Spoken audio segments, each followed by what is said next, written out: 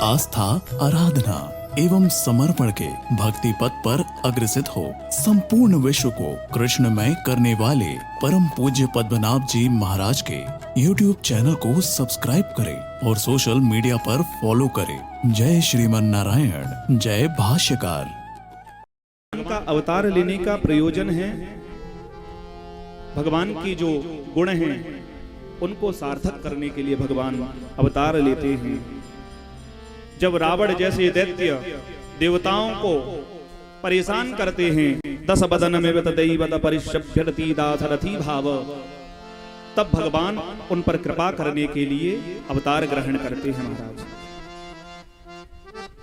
और भगवान 4 रूपों में आए। कृत्वात्मानं चतुर्विधम, कब आए? बोले दशरथ जी ने यज्ञ किया, श्रृंगी महर्षि को बुलवाया और यज्ञ जैसे ही हुआ, श्रृंगी ऋषि ही वशिष्ठ बुलावा, पुत्र काम शुभ यज्ञ करावा।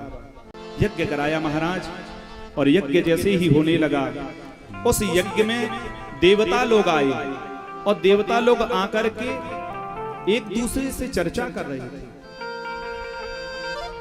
जैसे ही पुत्र काम के लिए जो यज्ञ किया दशरथ जी ने, समस्त देवता लोग आए और एक दूसरे से चर्चा करने लगे। आपने देखा होगा जब कोई उत्सव होता है, यज्ञ होता है, तो लोग एकत्रित होते हैं तो एक दूसरे के जो भाव हैं वो प्रकट करते हैं। देवता लोग ब्रह्मा जी से बोले, हे ब्रह्मन, रावण जैसे दैत्य ने अपने उपद्रव से हमको परेशान कर रखा है और ये और कोई नहीं, ये सब आपके कारण हो रहा है। ब्रह्मा जी ने कहा मेरे कारण? देवताओं ने कहा यदि आप वरदान नहीं देते तो रावण ऐसा करता।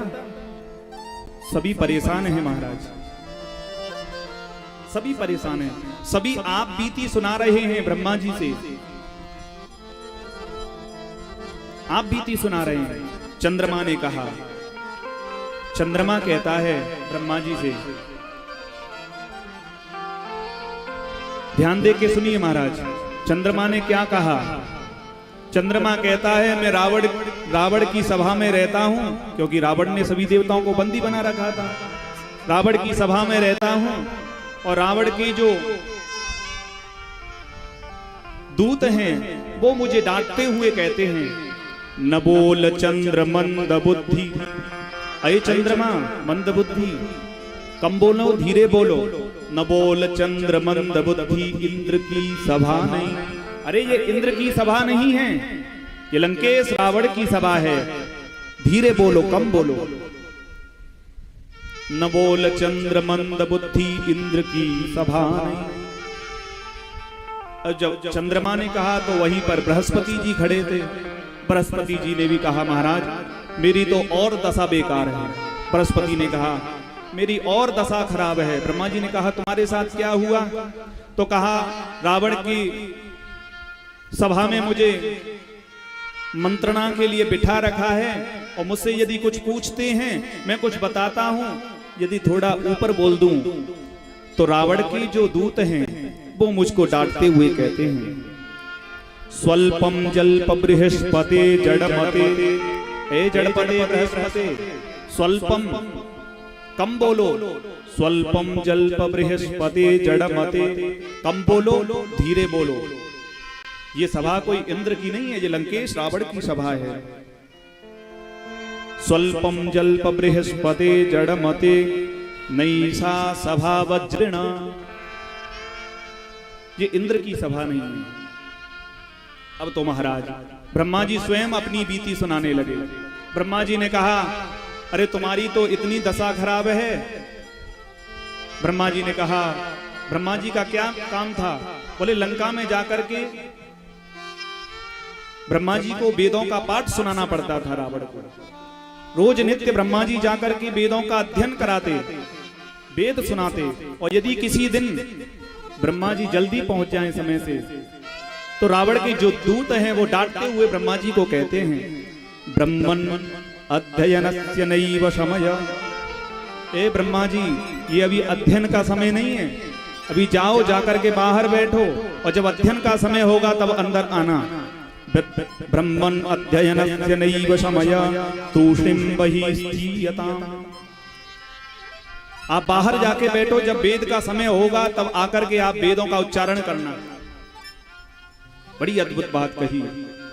और शंकर भगवान भी खड़े थे। शंकर भगवान ने कहा मेरी और दशा खराब है महाराज। शंकर जी की क्या दशा है? शंकर जी कहते हैं तुम्हारे साथ तो इतना होता है, मेरे साथ तो क्या होता है कि लंका में रोज जाकर के मुझे पूजा करवानी पड़ती है अपनी। जाता हूं पूजा करवाने के लिए, इंतजार करता हूं रावण कब आएगा, मेरी पूजा करेगा, पूजा हो जाए तो फिर मैं पुनः कैलाश पर्वत के लिए लौट के आ जाऊं। इसका भी कारण है। भगवान ने विचार किया। एक बार तपस्या करने कैलाश पर आया था, तब इतना उपद्रव किया। कितना उपद्रव किया महाराज। जटाटवी गलत ज्वल प्रवाह पावितस्थले, बड़ा तांडव किया उसने। और यदि दोबारा कैलाश पे आ गया तो फिर तांडव करेगा, इसलिए इससे अच्छा है कि मैं अपनी पूजा करवाऊं इसके घर पर जाके। तो भगवान शंभु स्वयं आकर के पूजा करवाते थे। ये सब दशा का वर्णन कर रहे थे। उसी समय भगवान यज्ञ के मध्य से प्रकट हो गए और सभी लोग देवता उनकी स्तुति करने लगे। जय जय जय सुरनायक जन सुखदायक प्रणतपाल भगवंता बौद्ध जहितकारी जय असुरारी सिंधु सुता प्रियकांता। सिंधु के प्रियकांत भगवान प्रकट हो गए और उन हत्वा क्रूरम दुरादर्शम देवर्षीणाम भयावहम। तुम चिंता मत करो, मैं तुम्हारे क्लेश का नाश करूंगा। उसी के मध्य में गौ का रूप धारण करके गाय खड़ी थी, पृथ्वी मैया खड़ी थी। उनसे कहा तुम चिंता मत करो, मैं तुम्हारे लिए अवतार लूंगा। 10 वर्ष सहस्राणि 10 वर्ष शतानि च वक्ष्यामि मानुषे लोके पालयन पृथ्वीम इमाम। हे पृथ्वी तुम चिंता मत करो, मैं दैत्यों के लिए अवतार लूंगा। और महाराज देवताओं ने कहा कब अवतार लेंगे? तो भगवान ने कहा चिंता मत करो दशरथ जी, ये यज्ञ कर रहे हैं, इनके यज्ञ से ही मैं अभी प्रकट होऊंगा। और महाराज भगवान तुरंत अंतर्धान हो गए। अंतर्धान होकर के यज्ञ में प्रविष्ट हो गए। और जैसे ही बड़े भाव से आहुति दी, दशरथ जी ने आहुति दी। भगत सहित मुनि आहुति दीने, प्रगटे अग्नि चरु गली। भगत सहित मुनि आहुति दीने, प्रगटे अग्नि चरु गली।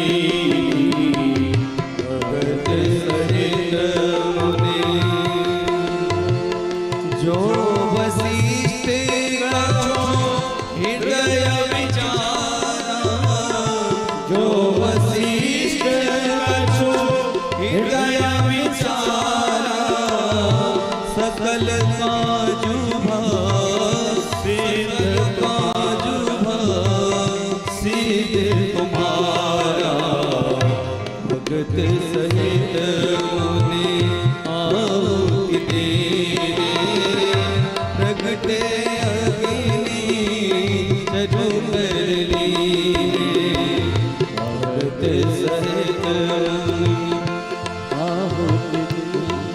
जैसे ही दशरथ जी ने भाव से आहुति दी, अग्नि देवता प्रकट हो गए चरु लेकर के। वाल्मीकि महर्षि तो लिखते हैं प्राजापत्य नाम का एक पुरुष प्रकट हुआ, लेकिन यहाँ पर साक्षात अग्नि देवता प्रकट हुए और उस हवि को दशरथ जी को दिया और दशरथ जी अपनी रानियों को लिए बांट रहे। यह हवि बाटी देहु नृप जाई, यह हवि बाटी देहु नृप जाई। जथा जोग जेहि, जथा जोग जेहि भाग बनाई। यह छवि बाटे, यह हवि बाटे देहु नृप जाई। यथा जोग जेहि भाग बनाई। यह हवि बाटे।